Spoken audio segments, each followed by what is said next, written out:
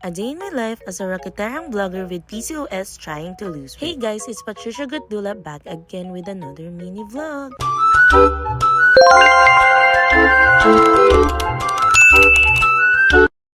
For today's vlog, niluto ko na nga kagabi yung babaunin ko para less hassle na sa akin. Ang ating menu for today is fish steak. Kung meron kayong alam na recipe, comment down below. Yung healthy guys ha. So kinabukasan, nagmamadali na ako dahil late na ang person. Wala na talagang suklay-suklay mga bee. Nung makarating nga ako, medyo sumasama na rin yung pakiramdam ko. After nyan, naabutan ko pa yung kasunod ko magla-live.